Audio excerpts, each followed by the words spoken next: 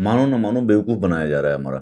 ये सोनम वांगचुक है, इसको नेशनल सिक्योरिटी एक्ट के तहत अरेस्ट किया गया। अब गवर्नमेंट ने इसको रिलीज कर दिया। उन्होंने कहा कि हम एनएसए हटा रहे हैं, कोई रीजन नहीं है, सिंपल गवर्नमेंट रिमेन्स कि भाई हम लद्दाख में पीस और स्टेबिलिटी चाहिए। Okay, very good, stakeholder से डायलॉग रखने हैं।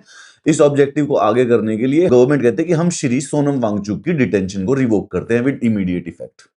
क्यों करते हैं? क्योंकि एनएसए में जो प्रिवेंटिव डिटेंशन का समय है उसका आधा समय वो पहले से जेल में काट चुका है और 17 मार्च को सुप्रीम कोर्ट में इसके केस की सुनवाई थी। तो कहीं गलती से इस एनएसए वाले चीज को ओवरटर्न ना कर दिया जाए, तो अपनी नाक बचाने के लिए गवर्नमेंट ने इसको पहले से ही रिवोक कर दिया। Just to review your memory, 24 सितंबर 2025 को लद्दाख में वायलेंट प्रोटेस्ट हो गए थे जिसमें 4 लोगों की जानें चली गई, 90 लोग इंजर्ड हो गए।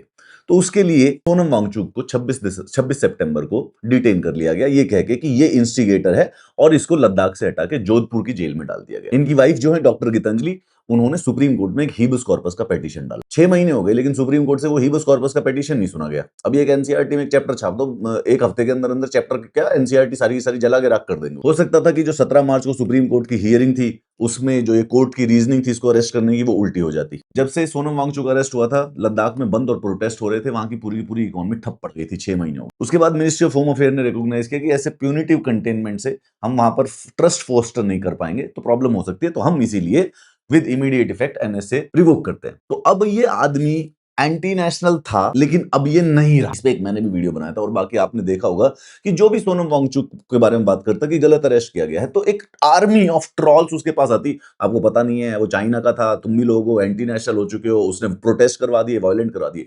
या तो ये बात सच थी, है ये आदमी नेशनल सिक्योरिटी थ्रेट, या ये बात सच नहीं है।